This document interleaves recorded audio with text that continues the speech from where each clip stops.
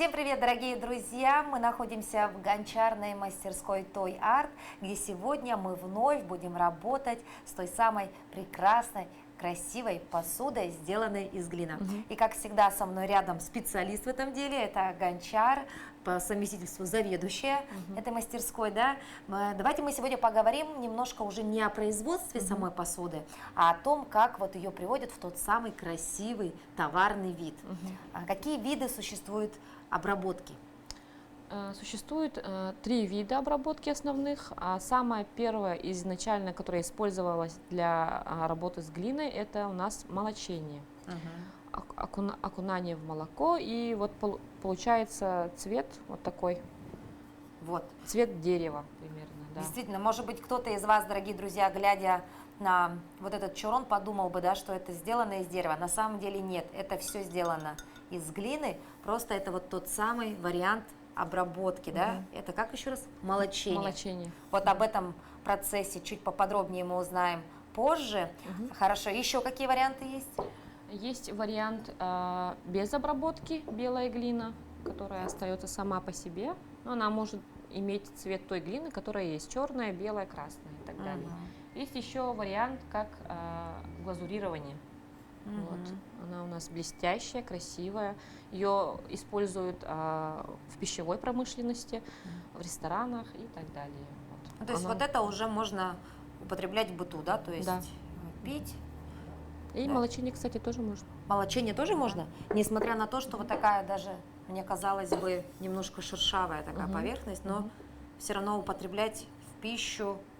Главный, вот, да, кстати, главный нюанс, если не глазурировать посуду, допустим, и использовать именно для молока или кисломолочных изделий, она дольше хранит состояние, вот, она не портится. Да вы что, то есть вот в такой посуде не будет портиться? Да, она дольше будет не испортиться. А вот в глазурированной она может, допустим, молоко прокиснуть там, в комнатной температуре, а вот именно обработанное молоком или не обработанное, она хранится дольше. Вот так, дорогие друзья, берем на заметку, если вдруг вы когда-то решите что-то сделать вот своими руками, посуду, то есть очень интересный факт. Хорошо, но сегодня мы говорим с вами о молочении. Это какой-то народный способ, да, это наши предки это делали, или все-таки это практикуется во всех городах, странах, где делают посуду из глины?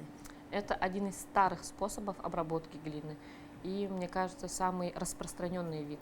В Центральной России в основном используют вот именно молочение. Молочение. Итак, что для этого нужно? Ну, конечно же, готовая продукция. Да. Вот уже обожженная в 950 градусах 6 часов, уже белая, она как уже звучит, звенит.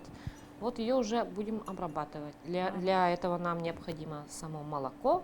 Молоко можно использовать, ну, я больше иду к натуральным продуктам, надо использовать натуральное молоко, чтобы там жирности побольше было, и цвет будет намного насыщеннее. То есть вот эта цветовая гамма, она зависит от жирности молока, да? От жирности молока, от использования. Молоко у нас не просто чистое молоко, но еще с добавлением сахара. Сахар придает именно золотистость оттенку. То есть хотим немножечко цвет изменить, добавляем сахара.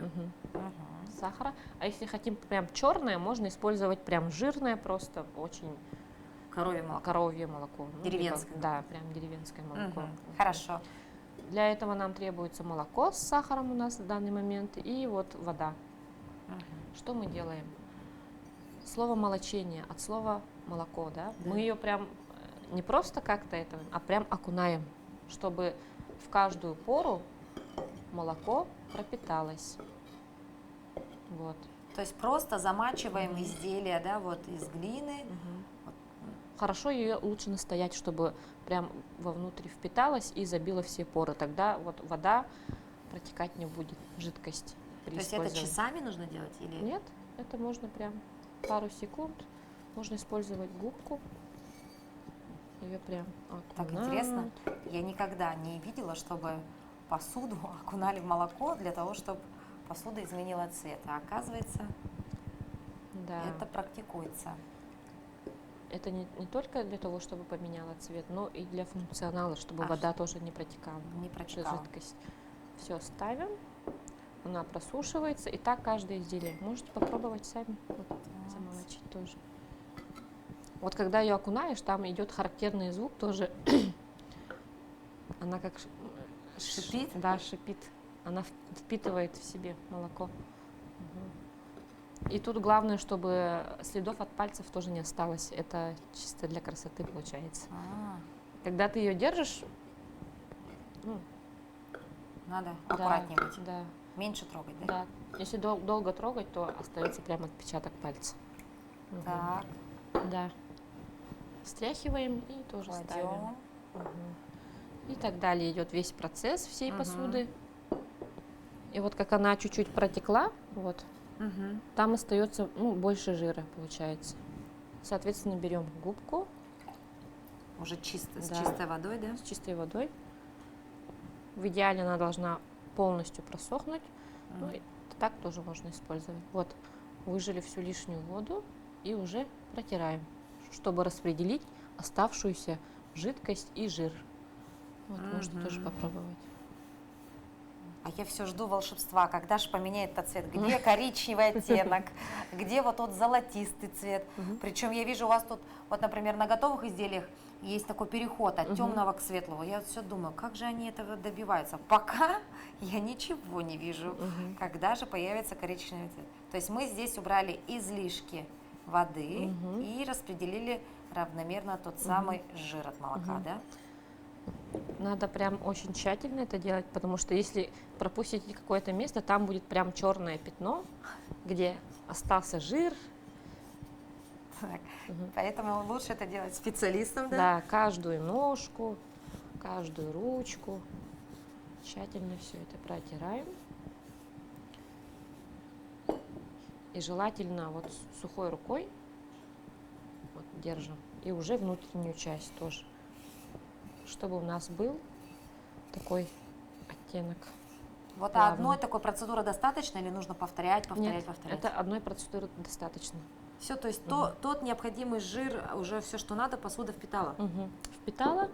И потом уже после полного высыхания мы уже тоже ставим в печку, уже при меньшем градусе, 280 градусов на 20 минут.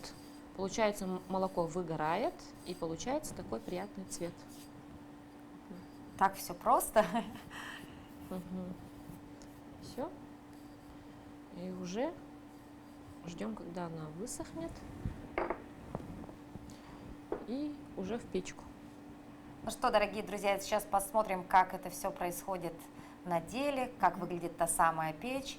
Ну и, конечно, хотелось бы увидеть уже и результат.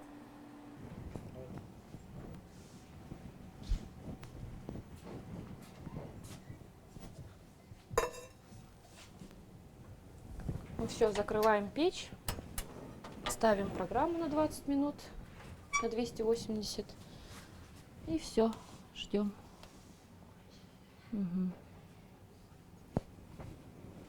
На 20 минут.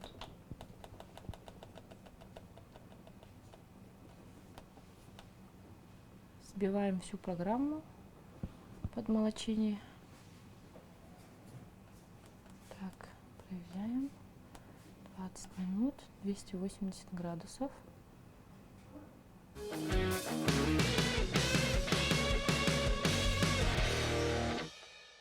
20 минут прошло, и, конечно, бы уже хотелось бы посмотреть на тот самый результат. Что же у нас получилось с посудой после эффекта омолочения. Так, посуда горячая. Вот он результат нашей работы. Выглядит очень красиво, такой натуральный коричневый цвет. Ну а самое главное, это делается не просто для красоты. Это имеет определенные цели. Да. Теперь посуда у нас что? Она полностью готова уже в реализацию и для использования. Получается, молоко уже забило все поры, и изделие уже полностью готово. То есть протекать оно не будет. Да. Не будет, а самое главное, конечно, это же еще и очень красиво. Вот такой получился эффект после процедуры молочения. Ну а следующий вариант обработки посуды из керамики это? Это у нас глазурирование. Давайте узнаем об этом поподробнее.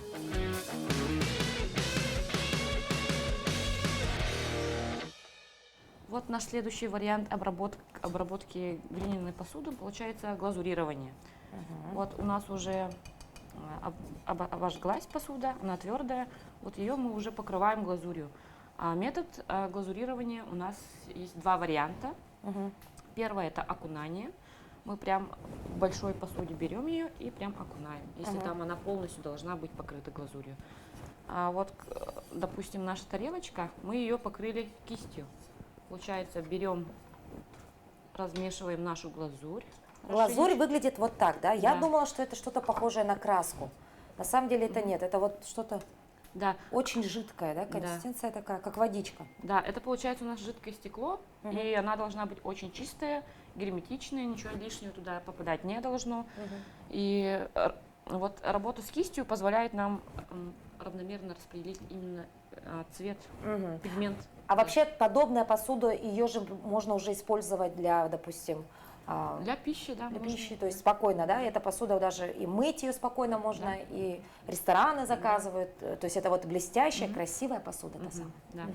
Мы сейчас ее вот уже покрыли, получается, кисточкой, Мгм. оставили место, наш логотип, Мгм. и сейчас уже поставим в печку. Давайте сейчас покроем ее глазурью.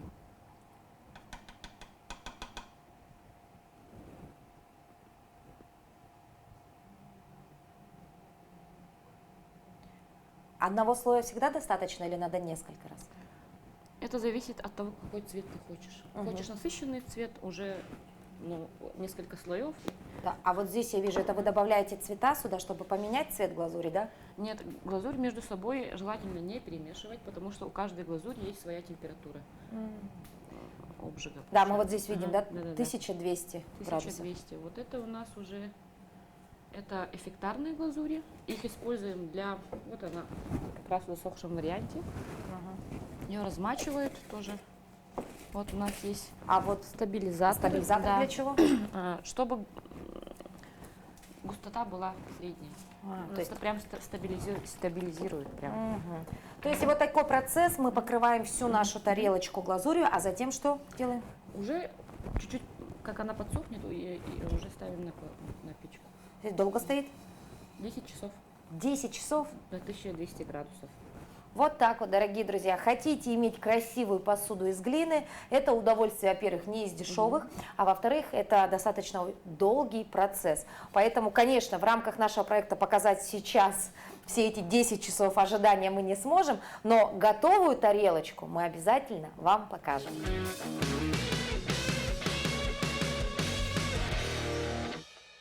Наша посуда из глины готова. Обратите внимание, какая красивая тарелочка получилась.